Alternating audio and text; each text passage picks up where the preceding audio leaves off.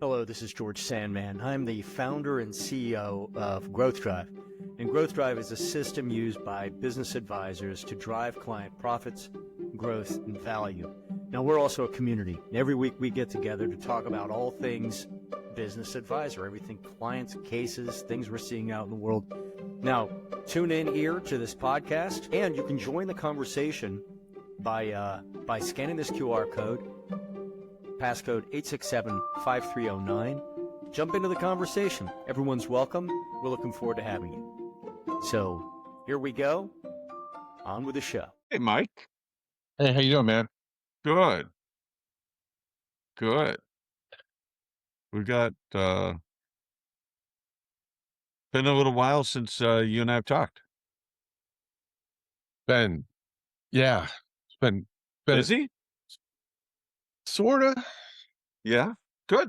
Yeah, like the to-do list is busy. Yeah. Yeah. Good. That's why I have that look. It's like, Yeah. And the whiteboard is empty. It's erased. yeah, well, that's just defense mechanism. Yeah. Yeah, no, I'm past super saturation Yeah. on to-do list. Yeah. Yeah. I know that feeling. I got mine right here, right? Oh yeah. Tell me some good news. What's some good news for you? Last 36 hours of last week, actually, I got 6 referrals in last week, and 4 of them came in the last 48 hours of last week. So Nice, man. yeah. So Congratulations. yeah.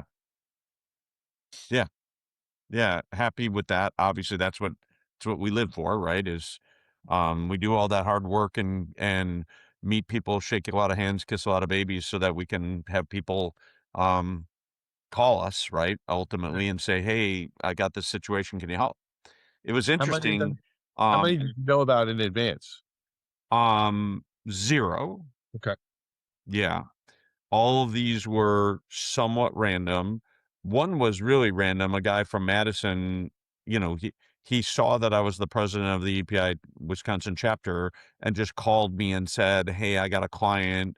I have to give them 3 names. Do you do this stuff? Yeah, I do it. I happen to be a national expert on it.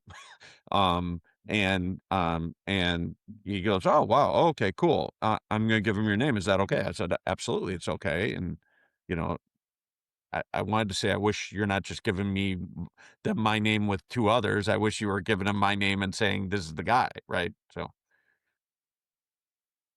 I wish there was a way that we could kick out the Fireflies note taker, but we don't have that power. Well, you do. You must, because you're. I'm not the host. Oh, yeah. I guess he didn't give it to anybody. Yeah. Yeah. Morning, Paul. Are you the host, Paul? No, I am not. And in the upper right in the view, you can hide the non-video participants or not. Oh, in the view. Yeah. But I'd rather see that it's there to know that I'm being recorded. I have people that even have 2 of them going. I don't know what they do with it. Yeah. I really love Paul when they show up for meetings people don't attend. Yeah, I've had that. Yeah. Yeah. It's big time relationship building in my book. Yeah, they're better at showing up on time than the actual participants. Yeah.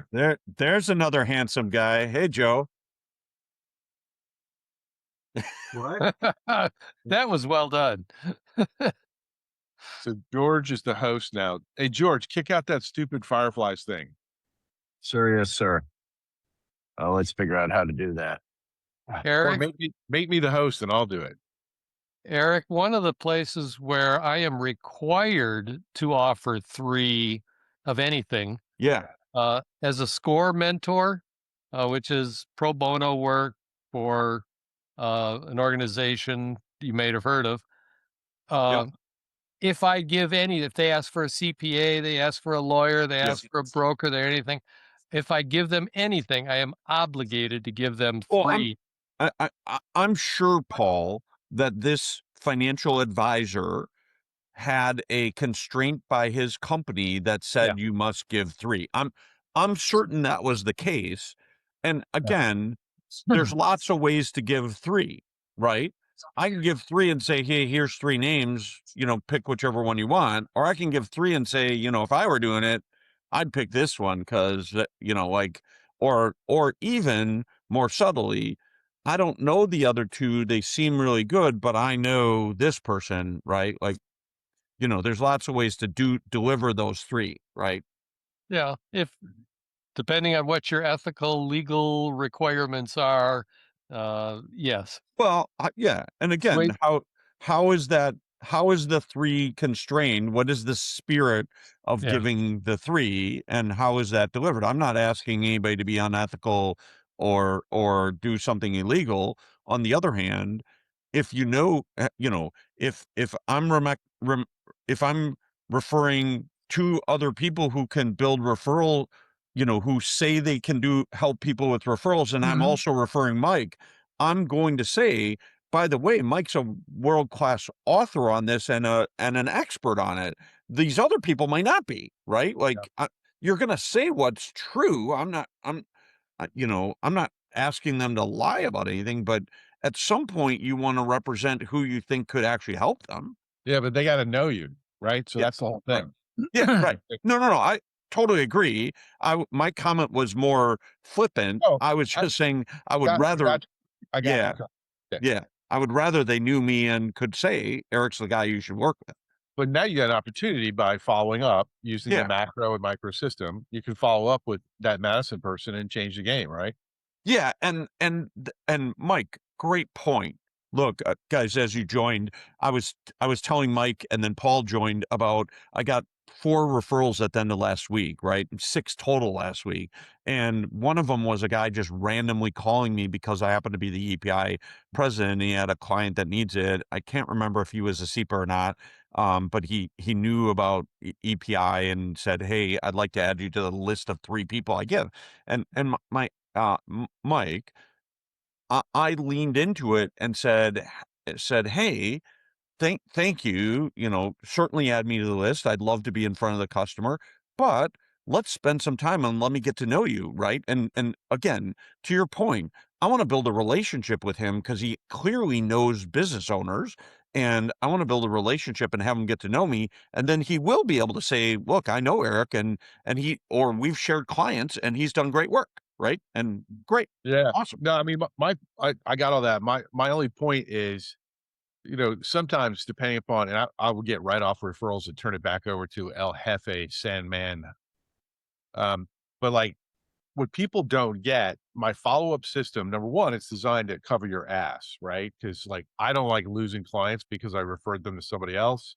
Amen. Amen. Yeah. But the follow-up system is also referral marketing because we are reinforcing the relationship and we are defining it at a minimum that we are trustworthy, right? But in a lot of cases, people don't follow up on referrals they're given. They don't follow up on referrals they give. Then these are unique opportunities to develop top of mind, right? To reinforce. Because in today's world, I don't know about you guys, but I feel overwhelmed a lot of the time. Yeah. Like too much information, too much stuff coming at me in spite of the filters. So enough of this referral crap. It's all I Hey, talk no, about all the time. you just reminded me that I owe Carl J. Cox a thank you for a referral. That Yeah, me too, actually, damn it. So he just referred somebody to be a podcast on guest on my podcast. So what's going on? What's new? What's exciting? I talked to George already, so if you don't mind, George, I'm going to see if like Teresa, Joe, and Paul can add some new and exciting stuff. I do. I would Not like Eric. to point out, George is actually wearing a coat in Charleston. indoors. Is that a coat or a vest? This is a vest. It's very Okay. tech. So- Yeah, no, not a coat. not a coat. Only when he visits me. It's 34 degrees in Charleston, which is, a sign of the second coming. That's freaking And balmy. I know it's balmy. I listen, 20 years in New Hampshire. Heck, I've been but for Charleston, it is cold. I am trying like heck. I'm at the AMA conference. I'm sitting in the Madison Insurance booth. Love these guys. Madison Insurance, and having a great time and So trying to. are you prepping for the Summit Nashville? You know, the whole Madison booth experience. Is that what you're doing? Yeah, I Practicing. mean, we are. Good, good Lord! I had to just re-download the Zoom thing of a Klatsch. Here we go. Let's try this. I think we're about to be on my.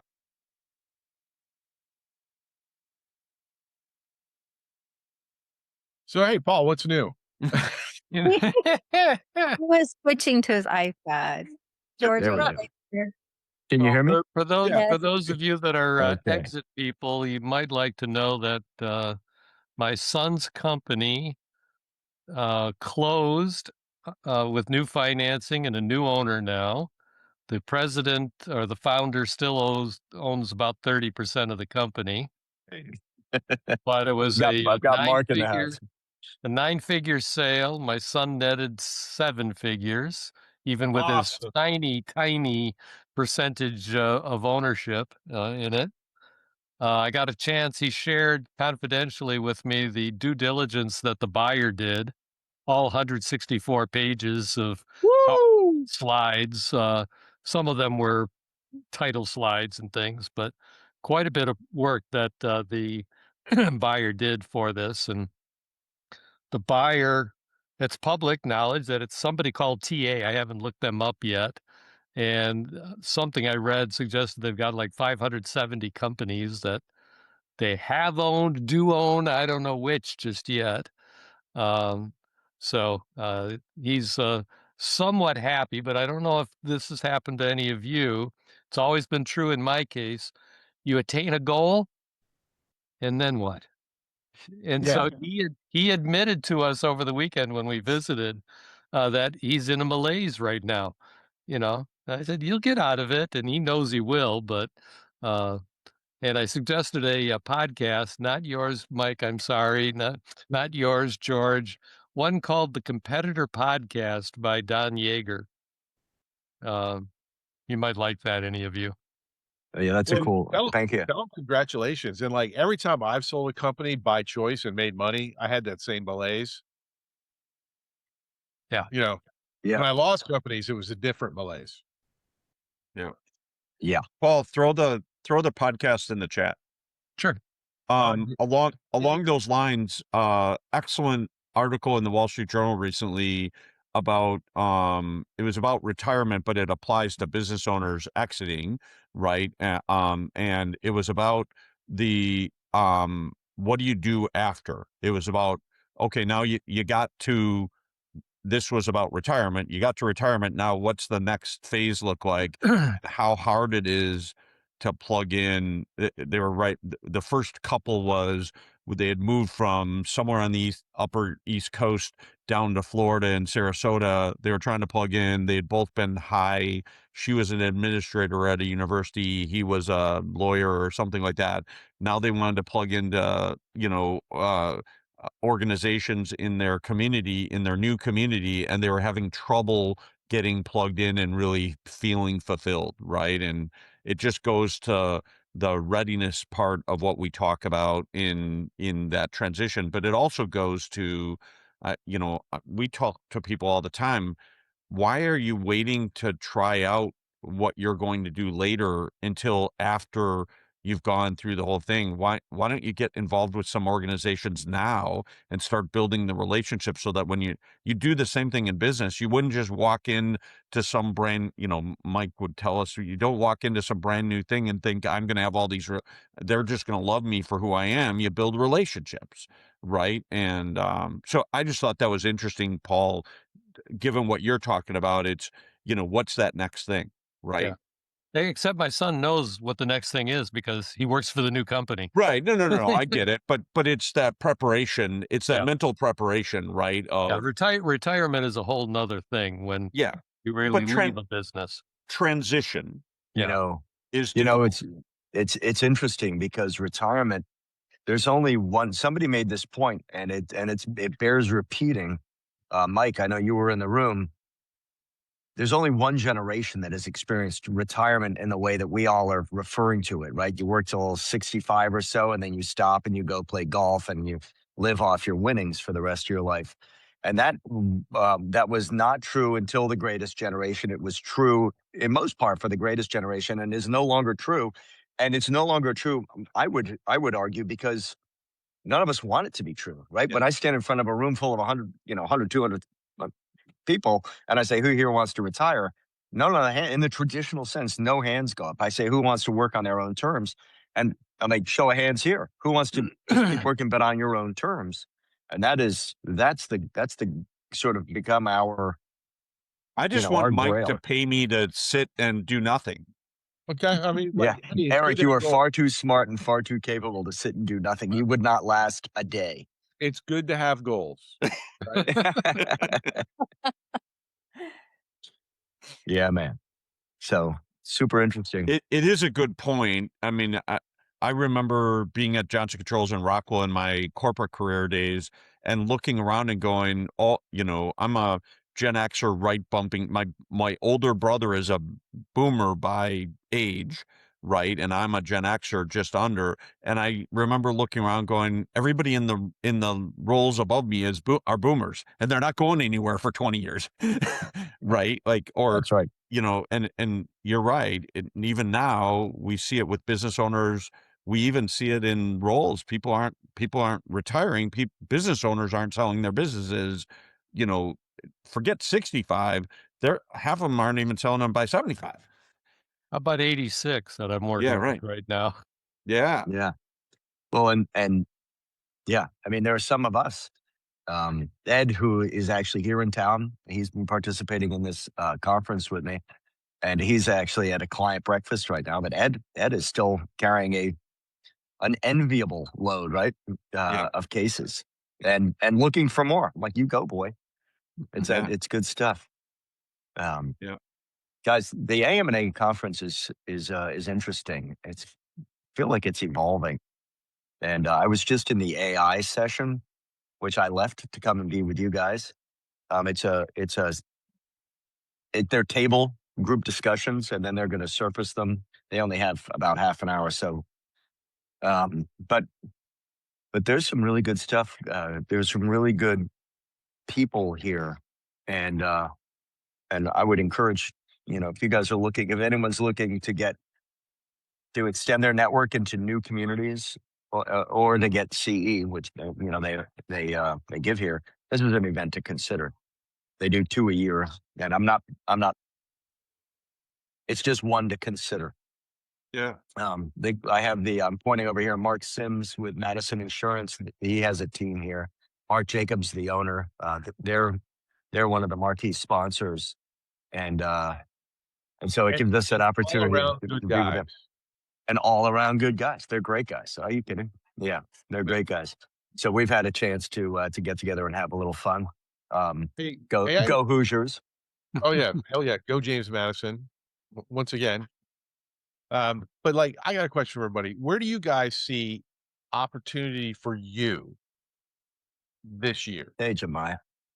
Where do you see, other than being, a GQ model for Jemiah, but other than that, where do you guys, true story, right? Where do you guys see opportunity? Starting with TG. That's me. Hi. Yes. I figured it. I was praying that was right. My opportunity is, I like what you just said, George, about your conference. So starting at Foundation Risk Partners is where I'm at. So I'll put it in the chat room. And they are doing acquisitions of insurance firms. Oh, So, yes. So I know somebody just asked me. Okay. Thank you, Teresa. I'm putting it in the group chat, Foundation Risk Partners. And the opportunity for me, I did exactly textbook with my car intact with no wrecks, just a few delays this last 2 weeks. But I took my CEO between North Florida, South Florida, Central Florida, and introduced him to as many referrals as relationships that I have. So we know we have solid people around us that can bring in relationships that could either become an acquisition into Foundation Risk Partners, and or if that relationship needs a service, that we could refer them as a concierge model into the service providers that we know, like, and trust and want business. So I have one referral this week to Mike Garrison. He may kick it back, but in that meeting, it was an executive 6-figure to 7-figure earner who needs sales support and sales help and needs his confidence kicked back up. That's perfect. You're on my list anyways, because I mean, I wanted to make sure you got grounded in everything where you're at, but I think commercial insurance particularly is the most underappreciated referral golden goose potentially out there. And I think that in Growth Drive, we have a much better message than if you come at it from an exit planning state. Cause like I've got a local commercial, they like what do you call themselves? We are a risk mitigation specialist or whatever. Like they don't call themselves in commercial insurance anymore. But like the local guy, and I'll send you a link to him. I want you to tell me what you know about him, Teresa. Um, Yes. because the primary owners in his 70s might be a potential referral back for you, my friend. Um, but the local guy, I said the words exit planning, Eric, and like he almost got up and left. Yeah. He knew me, so it was a referral. But he's like, he goes, I hate exit. I hate exits. We always lose the insurance. I said, well, actually, that was a misstep. Like I'm familiar with a company called Growth Drive. He goes, all right, well, I'm more interested. Yeah. Like, I pivoted so hard, George. I lost all the soles on my shoes. They like I left them. You know what I mean, Jemiah? Like the cleats were left on the field. Like I was running down barefoot, but we were going the right direction. And so I really do, because here's my thing. Like, Paul does some, I mean, admittedly higher level intellectual stuff than I do, because he can do details and I can't. But when you look at it, these commercial insurance companies possess the two things or the three things that I think are the most important for all of us, which is number one, they almost exclusively have a high number of successful business owners, meaning they have access. Well, I'm taking up your space. Yep. Yeah. Okay. Thank you. Number two, they sell expensive stuff, which means that they're more comfortable with the type of sales that we like to make, retainer based, higher premium, stuff like that. And then number three, they usually have influence. They usually have influence because of those first two things. So, Teresa, I'm glad you said that. I think there's tremendous opportunity. That's one of the reasons I like Madison so much. Is Madison's got a little bit of kind of wild, unique, off-market commercial insurance stuff that we can layer on top of a lot of our current partners. Right. Yes. And like Mike, I'd just add to that, like bankers and CPAs, every business needs insurance. And so they're going to be widely connected to a lot of business owners, right? Where every business doesn't have to have an attorney. Every business doesn't have to have some of these other things. They should, but they don't always have to, right? They need a bank and they need somebody to prepare their taxes or do that, and they need insurance. And so those are great places to go to meet people. And some of this insurance is much more sophisticated and specialized, and it's so important. George, absolutely. I'm not even talking about the scale. Yeah. I'm just talking about the breadth of connections. Well, you ever run across the commercial insurance folks with what you do or have done? Absolutely. I went to a economic forecast or summary for the last year with the former head of economics for the U.S. Bank, and Wow. it's all bankers and insurance people in that room. I was the only non-banker, non-insurance person in that room. So yeah, I'm going to two in the next week, Paul. Yeah, I just had it's funny how things happen, but like my son goes to a special CrossFit for people with special needs, intellectual special needs, one of the few in the world. And one of the father of one of my buddy's friends, my son's friends at his special program, is a senior risk manager at BB&T, senior, Oh, and he works on a large level. And I always like talking to him because number one, autism dads, it's a unique community. So we have tremendous amount of transparency through a lot of suffering, frankly. And I was talking to him and I said, "Hey, how's it going?" He goes, "It's the worst it's ever been." Mm. He goes, "It's literally the worst it's ever been." He goes, all I've been doing, and this is like BB&T, this is not like some chump little thing. He goes, "All I've been doing for the last 2 years has been increasing rates on all my best clients." Yeah. He goes Wow. he goes, like, I don't know if you guys are seeing that, Teresa, what you're doing, but, like, and he was just, you can see, this is senior guy, 30 years in, and I have never seen him, I'm not gonna say his name, I've never seen him that fatigued. He's still a professional, still resolved to do what he does, but, like, he just basically said is all he does is get his ass beat all day long. I was like, "Bro." He goes, "How's it going with you?" I'm like, "Oh, it's terrible. I don't wanna talk about it." Because I was like, I didn't wanna say it. I didn't wanna say it's great, right? yeah, that's tough. I know, has That's something tough. happened risk management, Teresa, over the past year or a couple of years that's just what's driving this? So on our side, and that's what I was going to talk to George about, I'll take it offline with him. But so what I can see is that we're all calling on the same people over and over, year over year over year over year, and there's not an initial value add. So what's driving the insurance? Catastrophic claims, catastrophic injuries, mental health, burnout, all those things that we're talking about, fatigued, just then puts all your chronic diseases in at risk. So Well, if you have and also a certain amount of the large carriers not serving certain areas, right?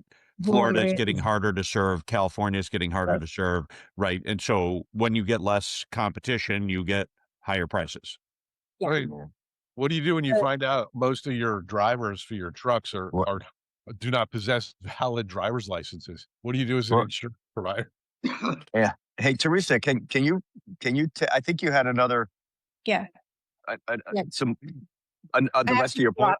I drop at 10, but the point being is that what I'm seeing is there's a lot of data that's plugged in, but if we offer that concierge clarity one, just like out of the gate, so that I don't have to spend 300 miles on the road and say, "Hey, listen, if you fill out this quick survey, 24 quick questions, some of it's even conversational, talk about your range of value and about how we can improve the opportunities we see around insurance." It takes like a whole fleet of people into conversations, and then it triages it and pulls it back into the referral systems that we want to do here for specialty services like you have and the 150 advisors Awesome. at. And that's what they're asking me for. Who do you know? Who advisors can come in? So I can do Clarity One all day long. It's then where do we have people to come behind us and to actually help those business owners and those insurance agents really make sure the value of their company is ready to go if they were going to be acquired. And a lot of right now I'm just focusing on medical practices, but the whole nation's focused on different types of industry specialties. So that's what I plan on doing. And that's my goal. Goals are That's good to awesome. have. Because I just can't hang out here every day, that would be another goal, but just joking. Yeah. But thanks. I have a COO call at 10, so I'm going to be dropping off. Hey, Teresa, great to see you. I have to drop as well. I But like thank you, those. Teresa. And I was asking for the AI notes because I just really liked the content of what you guys were talking about for referrals. So Yeah. thank you Yeah, all. we'll shoot that over. See you next week. Bye, Teresa. Thank you. Hi, Teresa. Teresa. Bye, everybody. Well, I think we need to jump to our next person, right, Mike? How about Ed? Jemiah? What are your goals for This first George? You quarter, need to jump off. Yeah, I'm going to need to jump off in a couple of minutes. Jemiah, man, Jemiah has become a Clarity Growth Drive subscriber. Big thrilled, Jemiah. We're going to have some fun, man. Guys, check out Jemiah's new website. It is. Can't get the damn thing to It's- load. really, I had fixed no the problem. link. I had a link. The initial link I had on Circle didn't work, but I went back and fixed it. I don't know what it was. I mean, it's the same. It was the same link, but I added the HTTPS, and then it worked after Yeah. that. So Yeah, they're tightening it up, man. Yeah. I just couldn't get onto our corporate site because it wanted the www. I'm like, for crying out loud. Yeah. it was weird. But yeah, Excuse me. my first quarter is something actually something me and Mike had talked about some advice. He had gave me completely going through. All right, George. Thanks, Um, guys. but really going through and ramping up my Clarity ones with companies, charging, giving a high level Clarity one, going through it, offering it as a service, and just really getting those sources and making a list of all the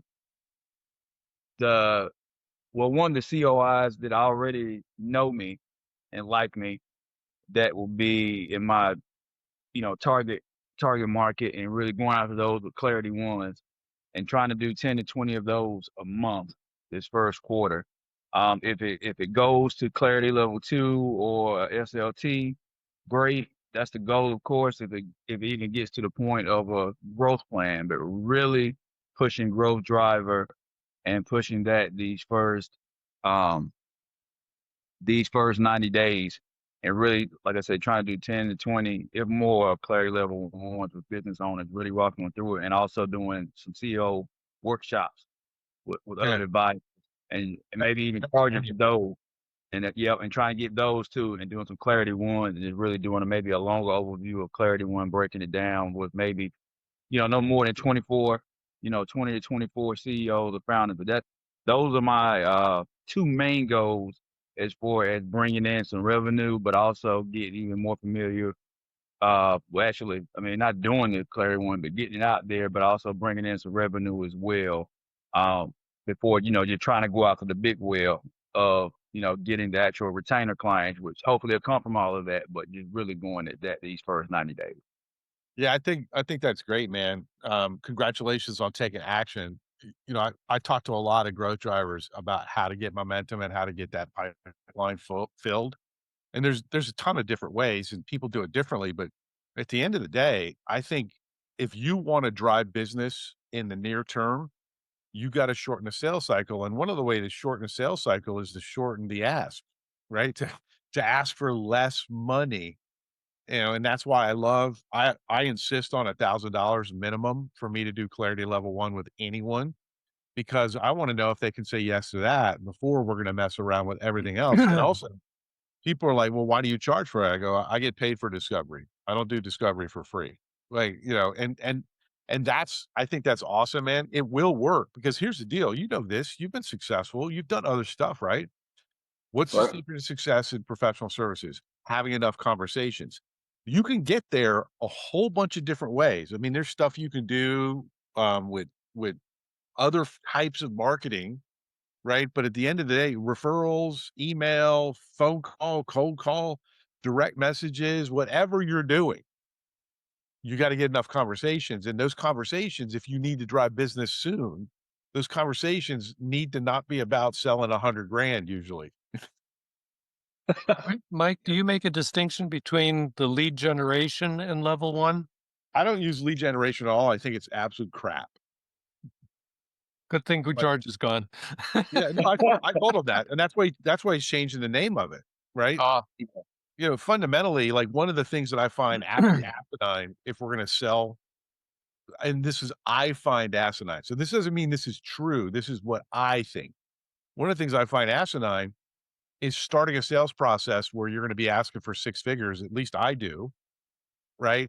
By giving away something like a level 1 Clarity. I just think that from a professional sales perspective, commercial sales perspective, I think that is, just not the best way to go. It doesn't mean that you're a bad person or that it won't work sometimes.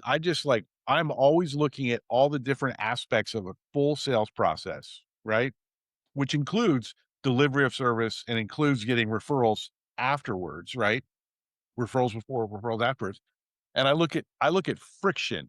I look at friction from a lot of different ways. Internal friction from the salesperson, the friction that the prospect experiences, the friction as far as the amount of timeline. I find that when you give something away free, it extends the sales process. Doesn't mean it's bad. That's just my take. Eric, since you commented that you're on page 3 of Clarity reports and things, what Yep. about you? Do you use lead generation or not? No, I would agree with Mike in the sense that I don't necessarily want the clients who want Clarity One for free. Those clients aren't going to be the clients that are going to take me where I want to go, Yeah. and Okay. that I'm going to be able to take them where they want to Pre-qualification for go. both of you. Right. It's a two-sided street. I do use the lead gen link for when I'm doing SLT assessments. So I send that out to the rest of the management team. I've done the Clarity One for pay with the owner. But that's now up to I'm pay. doing for pay the SLT alignment process, and I send out the link to the other management people to just fill out the 24 questions. It's fantastic for that, but I never send it out to somebody as a business development tool ever. I've had it as a banner on my website for 3 years, and nobody has clicked on it. Yeah. Yeah, I kind of agree with Mike. I kind of did the same thing when I was contemplating. Before I signed up for Clarity, when I was contemplating using it, and I kind of I decided against it for the same reason. I just kind of on my site, I kind of, hey, let's schedule, kind of like a strategic intent. I call it a strategic calibration call, and they got like a little short couple question as they're scheduling for a call, like a couple questionnaire before the call, just so I can kind of gauge them. But the whole call is kind of to build that rapport to get them to the clarity level 1 that's paid. Yeah. And so I figure if I'm gonna have a conversation, I really use that conversation and kind of pull in some of those questions and give them the majority of clarity level 1 just to get them to a clarity level 1 with the finance questions. Like you said, it kind of seemed like double work, and it felt like I would be cheapening the full effect of Clarity One by doing that. Have any of you guys seen the score.app scorecard, Daniel Priestley's scorecard app thing, which is it's a nice way of doing a survey that and stuff. I've got a link to it on my strategic referral team. I'm starting to get some nice success because as opposed to your standard lead gen, hey, sign up for a newsletter. I got all that crap on there too. It walks them through, in my case, whether or not, because that pre-qualification thing, Paul, that's real. Like we only have so much time, and so I use a scorecard app to take them through a more visual survey process that then it gives them a score about where they are within my system for being able to, utilize what I do. But then it also automatically, if they've got a low score, it says, hey, we went ahead and signed you up for Mike's newsletter, and here's a link to his podcast. This is some stuff, or his book. These are some things you might want to do to improve your score. If they're in the middle or upper, it's like, hey, like you're in position where your ideal client value lifetime is enough that you might want to look into this. Like, go ahead and schedule and fill out the application to have an interview with Mike about whether or not you can be a part of what he's doing. But like, I really like the scorecard thing.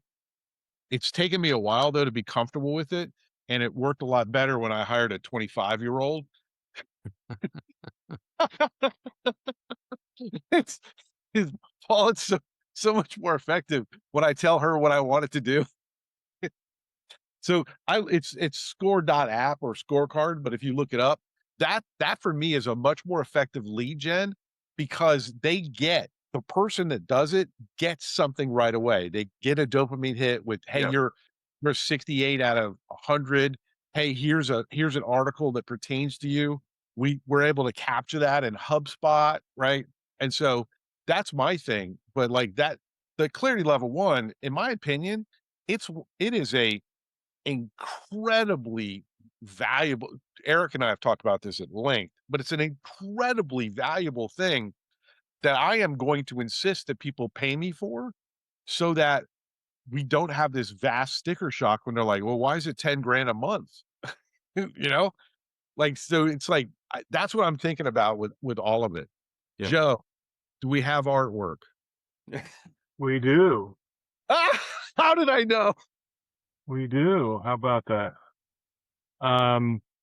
Actually, just a real quick hit. I think about this, and I'm gonna post it, but just putting the QR code in the back of your business card.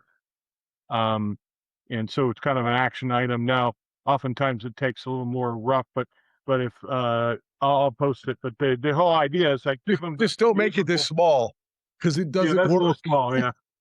But you know, that function is crazy. But just as simple as, you know, this is scan this for strategic strategic capacity analysis.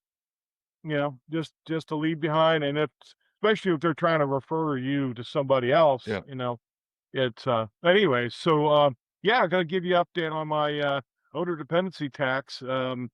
Actually, I'm kind of looking at it as a referral tool for grading. Let's see, where did I hide it? Hold on, I just had it. Bum, bum, bum. I mean, you know, I just have to be smarter than the average. We got whiteboard. Okay. You seeing this owner dependency tax ecosystem? Yeah, it looks like the Yeah. board behind you. Yeah, it is. I just figured it's easier to. So the whole idea is like if I could have a book that talks about the dependency tax, and it's really sort of getting the owner to a mind shift. Yeah. It's moving from the point where, okay, what are the things that I'm holding the organization back, and I've had this concept for 10 years, whatever. So I kind of got some time to work on this. And then Andy Weevil's been really helping me out on this, but then I have a field guide. And then what we're going to do is, and then there's a workshop associated with it. So graduate as well, a funnel is the book. And then it goes to field guide, goes to workshop. The workshop is relatively painless, 10 sessions, AI driven leadership component to it. So working with Andy on saying, okay, is there a way to automate this process? They go through it on themselves and then report back in a peer group setting on the progress to getting their dependency. So there's a scorecard associated with that. I'm also dovetailing in growth drive and ownership based planning. So those tools get exposed to the reader, and then Joe. in my Joe, are you using the BEI Planet software? yeah. Okay. Yeah. And it's where that kind of goes in, that really tucks in very well. And obviously, I don't know how public it is, but you know, the connection between the BI and now with Growth Drive. And so we'll let George talk about that. But there's very, very complementary. And then we're in a BEI local business or peer group, or not peer group's not right. What I call it, they have a name for it. Yeah, roundtable chapter. So then you think about this, the book, the field guide, and the workshops. And then what I really want to do is if you get through the workshop, then you qualify to move on and be referral into the bigger system. Meanwhile, you're making money off of these leads. You're not just throwing them out. You're giving them a pathway to eventually get to the bigger work. Now, my question is, in this here, the BEI CD3 referral to the community for exit planners, should I consider that to be a business model? So you get maybe $5,000-$6,000 per referral, a successful referral, whatever that looks like, and use that as income and not be actually doing a lot of the exit planning work. And that, I mean, I'm kind of more a CEO coach than I am an exit planning guy, right? But I can do all the connections. I can make that work. So that's kind of where I'm in. So the whole create must-have companies, and here is who I run an exit peer group. So for the exiting CEOs, we have a place for them to go. Just trying to address some of the issues you talked about earlier with the sense of next step, sense of postgraduate blues, if you will. So that's where I'm at, and fantastic. Using the prompts into the delivery of this. So, good Pull news, that down for a we really second. don't have a preconditioned program. So yes, Michael. Yeah, pull that down for a second. I mean, like, stop share. So I have a question for everybody. Hey, we lose Jemiah? Yeah. Jemiah go. He left. Man, No, I'm still here. he just Had doesn't want to, to see his face. I see how it is. yeah, had to put So, the so I got a dog. question for you guys. So, like, and I do not have a right wrong. So this is not a, even though I'm very guilty of bait and switch in the past. Eric, no comment necessary. This is an open-ended question. How do you guys feel? What experiences have you had with referral fees in a highly curated process like what we all do here? You know what I mean? So, um, I haven't done it yet, and here's what I was thinking, even with the model I'm putting together, now, where say if I charge, like you said, 1,500 to 2 grand or whatever for a clarity level 1, I was thinking of 10% of that. If it rolls over, if I have a referral to a, say a, SLT and charge the whole team, charge 5 grand for that, 10% referral fee of that. And so I was just looking at right now, it could go higher, could go lower, but 10% of whatever the engagement, if it came from that referral, and given that, so they will have immediate, the referral will have the immediate, you know, some pay from that versus I'm going to help the client do this, over the next 2 to 5 years. But from each thing, if it's a 20 grand growth plan, 10% of that, and just finding ways to, versus get their product in there too, but also give them some immediate, monetary for the referral as well. So Paul and Eric, I'm not picking on you guys because you're, of a certain age, but I am aware because I've known you for a while of your experience levels. Have you guys received referral fees and felt like it was motivating or good, or like, have you guys ever been a recipient of a referral fee? So recently, a recruiter working with a company, he sent me a $1,000 thank you. I wouldn't call it a referral fee, but it was more a thank you. So not a contractual thing, but just No. I've got some people that have offered that, and I've chosen not to accept referral fees because I feel it has the potential to put me into a uh, case of not having clear uh, focus on the client rather than getting the client referral fees.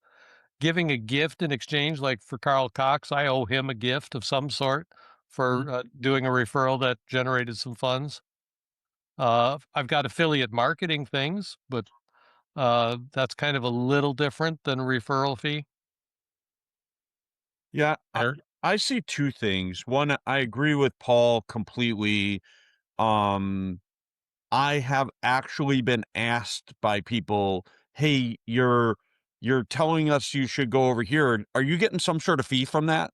Right? And so I've gotten that from people, and like they're the underlying response is, like, why are you sending me over there? Are you getting a check? Right. And they don't like that. Right.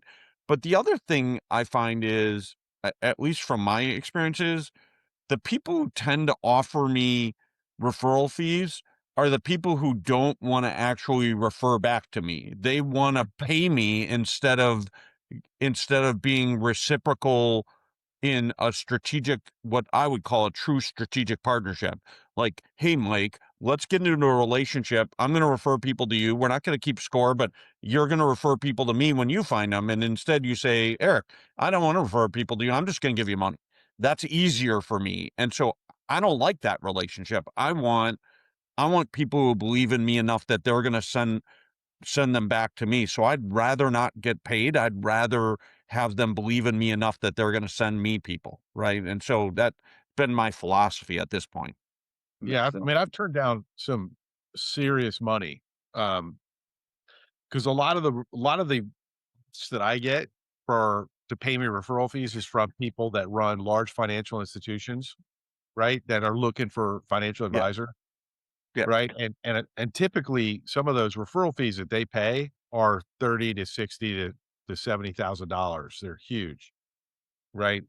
Because when you're bringing over a couple $1 billion worth of assets, Yeah. like, and so, but like Paul, people are always like, hey, I want to do something where I'm like, I don't take referral fees, but like if a gift certificate showed up that let me Yeah. buy a new fly rod on I think my there's a complete different Right. giving a gift to say thank you is completely different than a ongoing commitment to refer at a certain amount. And so I Yeah. like, But I again, but I just I'm want to not say, making judgments about it. I just don't think it works for me. Oh, and I think that makes sense. people are different too. Like there are, I will say that I never ever entertain a conversation of any length about referral fees until I really know that person. And I Yeah. mean, and what I usually like to do at that point is I'd rather partner and have a joint venture than have, because if I'm gonna have to do the accounting and get 1099s on referral fees and shit like that, I'd rather create a company that's gonna drive real revenue. That makes sense. But none of this was directed at Joe, right? I was 100% directed at Joe. But like, there's nothing wrong. I So don't, like, Joe, it's not even on the board. I'm just spitballing, well, here's the thing. just sort It's of like, rolling it through. Yeah. here's the thing, right? So like, if you like, there's nothing wrong with, if you're going to refer somebody something, if they're a serious exit planner that's going to create $300,000, there's nothing wrong, depending upon how you do it. There's nothing wrong with you saying, hey, this is how much it costs. When I look at charging referral fee, I also look at, well, what liability does that place upon me? And that doesn't mean that you shouldn't do it. It just means that you should be aware of it, because it's, I, I am such a paranoid bastard. That's why. It's interesting that you say that, since I have to approve my documents for my professional insurance over the year. And I wouldn't have thought of that, yeah, you take on some liability You as a do. result of that. Yeah. If you get paid, number one, it better be transparent so that you don't have IRS problems, right? That's no fun. I've seen people get taken down by other people's shady shit. But the second thing is this is like you need to know, what if that relationship goes bad and there's a lawsuit, Yeah. right? On the other hand, I've at times considered paid lead gen, right? Somebody who goes out professionally and finds leads, and then you pay for those leads. I've looked at that. That to me is different. That's what they're selling. That is all they're selling. That's different than somebody I want to be in a relationship with to be a strategic partner. And Yeah. and I If want to that have works, referrals going back and forth between us. Can the witness if have it a works, doc? do it. No, the witness we recognize the witness on the stand, please. 2 minutes. 2 minutes. I yield my 2 minutes. No, so that's the premise, is that can we do a better job of warming up our clients, and Yeah. can we get the do-it-yourselfers, right? Because these guys they're going to get the book, they're going to read it, they're going to put together the things, they're Right. going to get to a point where they want to take action. Give them a low cost entry point in a workshop. A workshop introduce them to the growth drive, but introduce them to BEI. It has basically they've got exposed to all the tools, but haven't been connected with a BEI advisor or a growth drive advisor. Right. And Yeah. that's then the point where we're trying to do is we're flipping it to an advisor and Yeah. connecting. So there'll be a website in the book that, or there'll be connections, a way they can go out and search for that, whether I have a Yeah. search engine or a tie back to my website or something, would be linkage to how do I find out more about having an advisor work with me. So that's What the I'd say, Joe, intention is- from does it- what I'd does that say, make Joe, sense? from my standpoint is, if you're going to be a professional lead gen entity, then be very clear, be transparent about that, right? And That's not really my intention. My intention is to share my knowledge and avoid people making the same mistakes, and having a scalable entity that, that's at 62 now, that I can go, work with for about 10 years and kind of build out, um and just have some fun with it. I I don't know. I mean, Andy's introduced me into a couple guys that are doing on a pretty good size scale, and looking at that and compare and contrast. But in the AI, it's basically it's a E-Myth execution. yeah, understood. And so My point, there's Joe, was simply this. If you're going to give me referrals in that relationship, I'm not talking about who comes into your funnel. I'm talking about the people you're going to refer to. If you're going to be lead gen to those people, be clear that that's the role you intend to play. You're not really a referral partner. You're lead gen for me, right? And then just be clear and transparent with that. I'm okay with buying lead gen, but then I'm not going to consider you a referral partner. I'm not going to refer back to you, right? I'm paying for that, so I don't, right? Let me make sure. but see, I see, we're, they're overturning rocks, and but we're trying to get 2.5 million at a minimum to start. Like they have a Yeah. team that now obviously have the robust enough that they can, move along. So this is getting that person from over the hump, right? Yeah. So that getting that hump over the hump, and then get them exposed to the tools. I don't know. I mean, we're way over the top of our skis at this point, but Yeah, of course. but be intentional about what that was a lot of the AI tools that the prompts that Andy gives you, or has given me, what I think he shared with others. But it's really interesting, the kind of hard nosed questions they're asking. And then if you think about it, say, how do we take that AI and dump in the BEI tool and the growth driver tool, and then let that actually be a precursor to even getting it, so that you're already pre-sold by the time you get there, because they've gone out and done their own research. They've gotten challenged enough to, they want to learn more. Yeah. And because do-it-yourselfers going to do-it-yourselfers no matter what. But if Joe, they can be pushed to a point where discomfort, then take action. So Joe, the point I'm making, and I'll make it very, very quickly. The point I'm making is more the employee. I'll use a different analogy so it's really clear. The employee who comes to the employer and says, look, I want to be paid at the maximum amount of my job title. I want to be paid a lot of money because I'm adding a lot of value. But you should also give me equity because I'm adding a lot of value. And my answer to that person is, do you want to be paid a lot, or do you want to have equity? Like, you don't get to demand that you get the maximum amount, and you get to demand that you have equity. The equity comes because you're adding value and you're paying for that equity, right? And so my point to you about the referral thing is, be clear about which way you're going. I think we kill that horse, but Yeah. like, to be clear, people can demand anything they want. Yeah, of course they can. So let's do this in the spirit of George Earl Sandman. I actually don't know his middle name, but he looks like an Earl to me. Earl, I like it. In the spirit of gas or guess, what are your takeaways from today's thing? And I want to start with the oldest person here, Jemiah.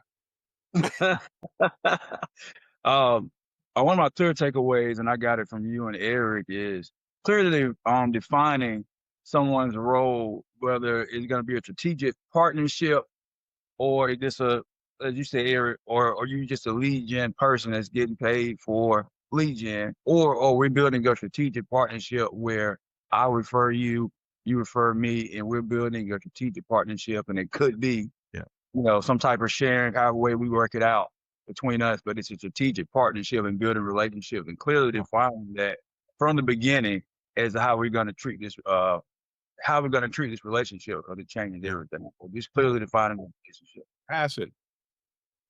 I pass it to Joe. Back to Joe.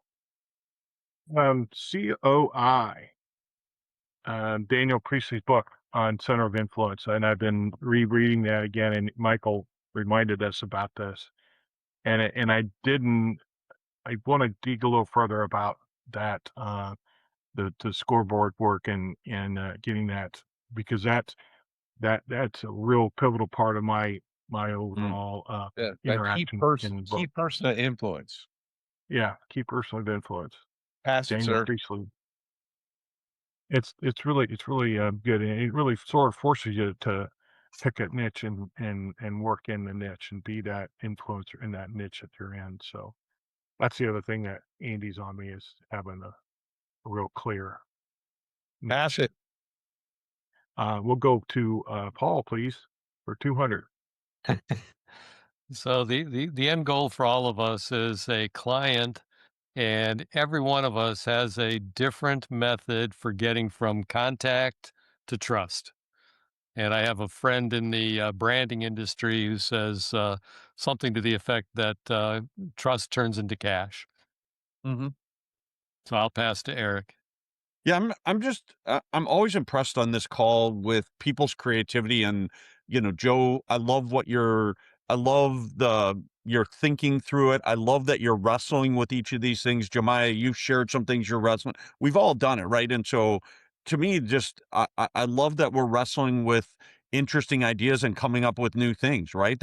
That's what this is about. This isn't about anybody shouting somebody down and saying they're stupid. This is about us trying to help you get to the right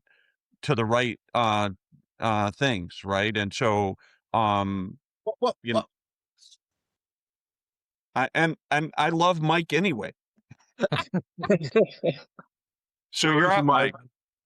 My new license plate. Nice. I love it. So, like, my takeaway, number one, I always love the coffee Klatsch, but yeah, it was really cool to be able to hear from Paul and Eric about referral fees and stuff they'd experienced. It's really affirming for me. I appreciate it. And on that note, we will see you guys next week. Oh, by the way, I've So never let's go taken and hit referral you. fee. Maya, I want to hear about GQ modeling sometime. Yeah, right. I'm thinking hand model. Good Lord split you. Hand model. Hand model. There you go. George could stay in the oven gloves. Yeah. Mitts. See you guys. Good day, everybody.